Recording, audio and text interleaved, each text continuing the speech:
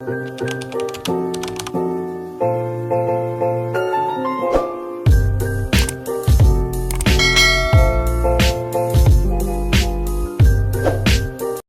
صل على محمد وعلى آل محمد كما صليت على إبراهيم وعلى آل إبراهيم إنك حميد مجيد اللهم بارك على محمد وعلى آل محمد كما باركت على إبراهيم وعلى آل إبراهيم إنك حميد مجيد۔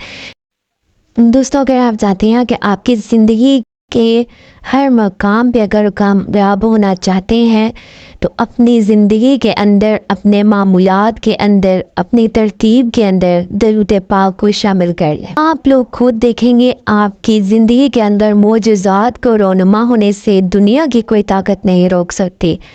کسی بھی جادوگر کا جادو نہیں چل سکتا، کسی کی کالی نظر کا وار نہیں چل سکتا، کسی کی حسرت کی نظر کا وار اس کے اوپر نہیں چل سکتا۔ آپ نے کثرت کا مطلب یہ ہے کہ آپ کی زندگی کے معمولات کے اندر، معمولات کیا ہے؟ ہم کھانا بنا رہے ہیں، ہم کام کر رہے ہیں، ہم اسکول جا رہے ہیں، ہم شاپنگ پہ جا رہے ہیں، ہم کچھ بھی کر رہے ہیں، ہماری زبان پہ درود پاک ہونا چاہیے۔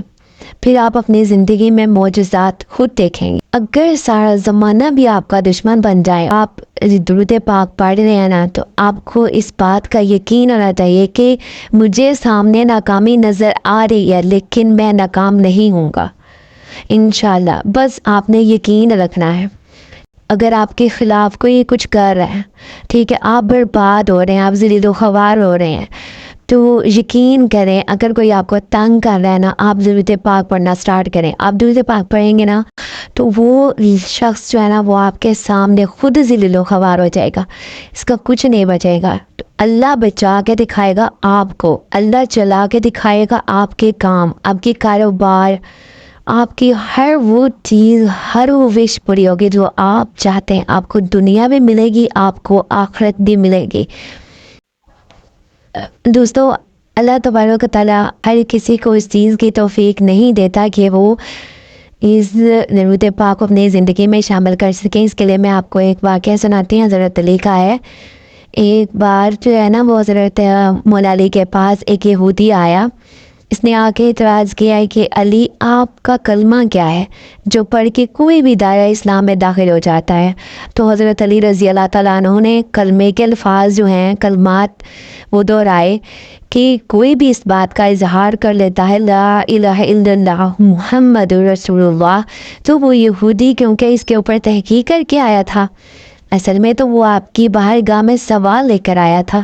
جب حضرت علی نے کلمہ پڑھا، یعنی کلمہ شہادت یا کلمہ توحید، کلمہ طیبہ جو بھی آپ کہہ لیں، جب اس کے سامنے رکھا کہ یہ کلمہ ہے، یہ پڑھیں اور دائرہ اسلام میں داخل ہو جاتے ہیں، تو اس نے اعتراض کیا کہ آپ کا تو کلمہ ہی ٹھیک نہیں ہے، آپ کا کلمہ ہی تو ٹھیک نہیں ہے۔ ایک طرف آپ دعویٰ کرتے ہیں کہ محمد اللہ کے حبیب ہیں، تو محمد صلی اللہ علیہ وسلم کیا ہیں؟ اللہ کے حبیب ہیں۔ ایک طرف تو آپ کا یہ دعویٰ ہے، دوسری طرف جو ہے یہ محبت کے تقاضوں یا محبت جن ادب کا تقاضا کرتی ہے، ادب ہی کے یہ خلاف ہے کہ جہاں محب اور محبوب کا تعلق ہوگا تو محبوب کا ذکر پہلے آنا چاہیے، محب کا ذکر بعد میں آنا چاہیے۔ یعنی یوں آپ سمجھے کہ محمد رسول اللہ پہلے آنا چاہیے اور لا الہ الا اللہ بعد میں آنا چاہیے۔ یہ کلمہ محبت تقاضا کرتے ہیں، یوں ہونا چاہیے، پہلے محبوب کا نام ہونا چاہیے، پھر محب کا نام ہونا چاہیے۔ آپ کا دعویٰ یہ ہے کہ محمد صلی اللہ علیہ وسلم اللہ کے حبیب ہیں، تو حبیب کا نام بعد میں کیوں آ رہا ہے، محب کا نام پہلے کیوں آ رہا ہے؟ یہ ایک سوال تھا، بلکہ ایک اعتراض تھا۔ تو حضرت علی رضی اللہ تعالیٰ عنہ نے جواب فرمایا کہ میرا رب اتنا غیرت والا ہے، وہ کہتا ہے کہ کوئی بھول کے بھی ناپاک زبان سے میرے محبوب کا نام نہ لے لے، اگر کافر ہے تو پہلے کہے لا الہ الا اللہ سبحان اللہ، میں اس کے سارے گناہ معاف کر دوں گا، شرک معاف کر دوں گا۔ 99 سال کا بھی بوڑھا ہے، شرک لے کے آیا ہے میری بارگاہ میں، تو ایک بار کہہ دے لا الہ الا اللہ، میں اس کے سارے گناہ معاف کر دوں گا. اور اگر کوئی ایمان والا ہے وہ ڈھیروں گناہ لے کر آیا ہے, ساری زندگی گناہوں سے لتھڑی ہوئی ہے, لیکن میں اس کو اپنے محبوب کا نام لینے کی توفیق نہیں دوں گا, وہ ایک بار کے لا الہ الا اللہ میں اس کے سارے گناہوں کو معاف کر دوں گا. گناہوں کی نحوست جو ہے اس سے زبان اس کی پاک کر دوں گا. سبحان اللہ. جب اس کی زبان کا غسل ہو جائے گا, اس کی روح کا غسل مل جائے گا لا الہ الا اللہ سے, تو پھر وہ پڑھے گا محمد رسول اللہ. سبحان اللہ. تو اللہ اتنی غیرت والا ہے. اب یہ اللہ والوں جو ہم محنت کر رہے ہیں, جو اب ہماری محنت کا میدان ہے, ہم نے 10 مہینے امت کے اندر شعور اجاگر کیا. آپ کو اس واقعے سے سمجھ آ گئی ہوگی کہ اللہ تعالیٰ کو کتنے محبوب ہے حضرت محمد صلی اللہ علیہ وسلم, کہ انہوں نے پسند ہی نہیں کیا کہ کوئی گناہ گار شخص اپنی زبان سے میرے محبوب کا نام لے. تو اس بات کا یہ ثبوت ہے کہ اللہ تعالیٰ ہر کسی کو توفیق نہیں دیتا کہ وہ درود پاک کو اپنی زندگی کے اندر شامل کرے. حضرت محمد صلی اللہ علیہ وآلہ وسلم کی قربت کا ذریعہ بھی درود ہے. کثرت سے درود پاک کی برکت کے بارے میں بات کرتے ہیں کہ کثرت سے درود پاک کی ہماری زندگی میں کیا برکات ہیں. تو حضور صلی اللہ علیہ سب سے پہلی بڑی اور سب سے اہم برکت کیا ہے, جو ایک مسلمان ہونے کے ناطے ہم سب کی یہ خواہش ہوتی ہے, تو کثرت سے درود پاک پڑھنے والوں پہ اوپر جو ہے وہ یہ برکت ہوتی ہے اور رحمت ہوتی ہے کہ حضور صلی اللہ علیہ وسلم کا دیدار نصیب ہوگا. سبحان اللہ. یہ کتنی بڑی نعمت ہے. ایک مسلمان ہونے کے ناطے ہماری زندگی کی سب سے بڑی خواہش یہ ہے کہ ہمیں اللہ تعالیٰ جو ہے وہ حضرت محمد صلی اللہ علیہ وسلم کا دیدار نصیب کرے گا. تو اس میں واضح الفاظ میں بتا دیا گیا ہے کہ حضور صلی اللہ علیہ وسلم کا دیدار کثرت سے درود پاک. کوئی مشکل کام نہیں ہے, کوئی وقت کی پابندی نہیں ہے, کوئی دن رات کی پابندی. آپ کوئی سا بھی درود پاک پڑھ سکتے ہیں. آپ صلی اللہ علیہ وآلہ وسلم بھی پڑھ سکتے ہیں. آپ اللہم صلی علی محمد وعلی آل محمد بھی پڑھ سکتے ہیں. آپ درود ابراہیمی بھی پڑھ سکتے ہیں. آپ کو جو آسان لگتا ہے, آپ کو جو دل کرتا ہے آپ پڑھیں. اور یہ بھی نہیں ہے کہ ایک دفعہ اگر آپ نے درود ابراہیمی پڑھ لیا تو آپ نے بس درود ابراہیمی ہی پڑھنا ہے. نہیں, بے شک آپ آج درود ابراہیمی پڑھ رہے ہیں, کل آپ بے شک صلی اللہ علیہ وآلہ وسلم پڑھ لیں, کوئی مسئلہ نہیں ہے. لیکن یہ ہے کہ پڑھیں, روزانہ پڑھیں, کثرت سے پڑھیں. حضور صلی اللہ علیہ وسلم کا ارشاد ہے, جو مجھ پر ایک مرتبہ درود بھیجتا ہے اللہ اس پر 10 رحمتوں کا نزول فرماتا ہے. یہ جو برکت نہیں ہے ہمارے اوپر, کتنی بڑی برکت ہے کہ 10 رحمتیں ایک دفعہ درود پاک آپ بیٹھے بیٹھے کہنے صلی اللہ علیہ وآلہ وسلم, تو 10 رحمتیں آپ پہ نازل ہو جائیں گے. ایک اور حدیث ہے, نبی کریم صلی اللہ علیہ وآلہ وسلم کا ارشاد ہے, جو مجھ پر ایک بار درود بھیجتا ہے, اب آپ نے غور سے سننا ہے, 10 گناہ معاف کرتا ہے اللہ, اس کے 10 گناہ معاف کرتا ہے اور 10 درجات بلند کرتا ہے اور 10 رحمتوں کا نزول ہوتا ہے. سبحان اللہ. یہ کتنی بڑی برکت ہے کہ ایک مرتبہ درود پاک پڑھنے سے ہمیں کیا مل رہا ہے, 10 گناہ بھی معاف ہو رہے ہیں, 10 درجات بھی بلند ہو رہے ہیں اور 10 رحمتوں کا نزول بھی ہو رہا ہے. درود پڑھنا حضور پاک صلی اللہ علیہ وآلہ وسلم پہ فائدہ کس کا ہے؟ ہمارا کام کس کا بنے گا؟ ہمارا بنے گا.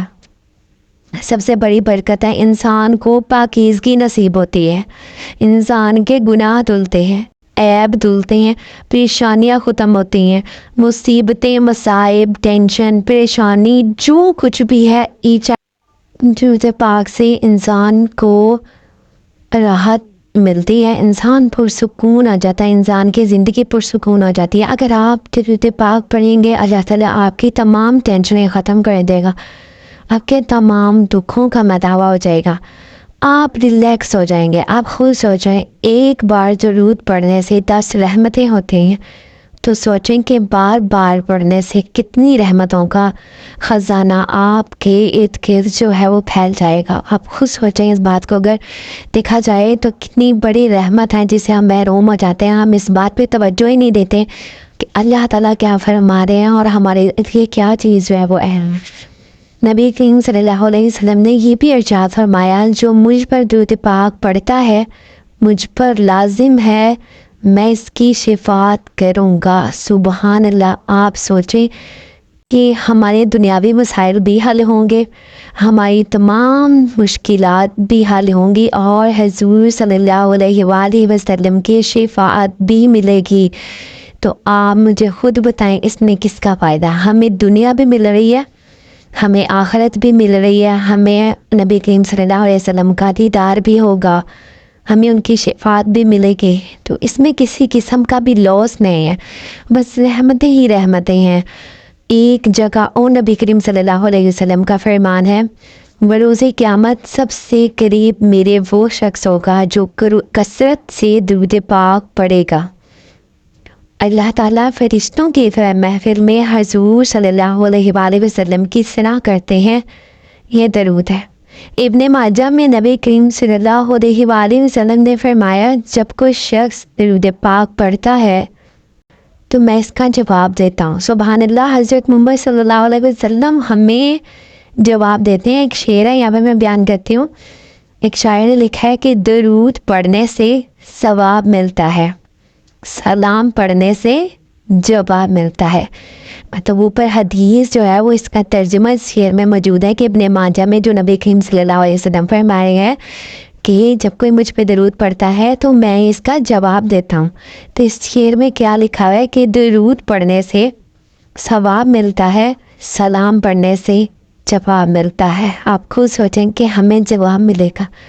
سبحان اللہ. بات کرتی ہوں درود پاک کے وظیفے کے بارے میں کہ آپ نے کثرت رکھنی ہے. 5 وقت ہی آپ نے نماز پڑھنی ہے، قرآن پاک کی تلاوت کرنی ہے، ساتھ میں آپ نے استغفار بھی کرنا ہے.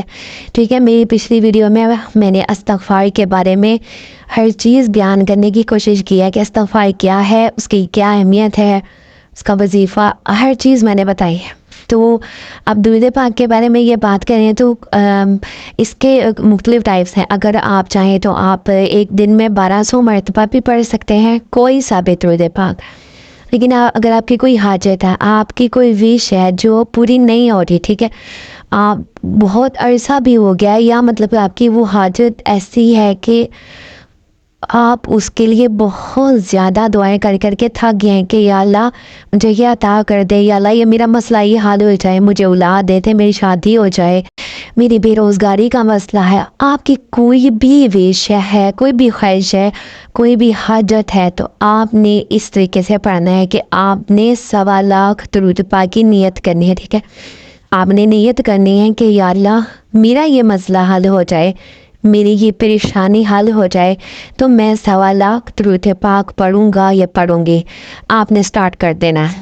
اور یہ نہیں ہے کہ اس چیز کا ویٹ کرنا ہے کہ میں جو ہے وہ وش پوری ہوگی تو میں درود پاک، نہیں، آپ نے درود پاک پڑھنا سٹارٹ کر دینا ہے.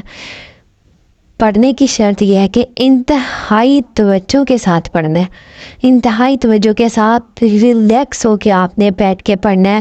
آپ اور چلتے پھرتے تو وہ تو عام بات ہے کہ آپ نے چلتے پھرتے پڑھنا ہے، لیکن جب آپ نے یہ شروع کرنا ہے نا تو آپ نے ایک ضروری نہیں ہے کہ آپ نے آج صبح پڑھا ہے تو اگلے دن بھی صبح ہی ہو، لیکن نہیں، پریفر یہ کرنا ہے کہ آپ نا ایک مطلب رکھ لیں کہ میں نے اس ٹائم بیٹھ کے نا اللہ تعالیٰ سے باتیں کرنی ہے، میں نے درود پاک پڑھنا ہے، میں نے سوال کرنا ہے، میں نے جواب لینا ہے، میں نے اپنی یہ حاجت جو ہے وہ میں نے پوری کروانی ہے، میں نے اپنی بات منوانی ہے.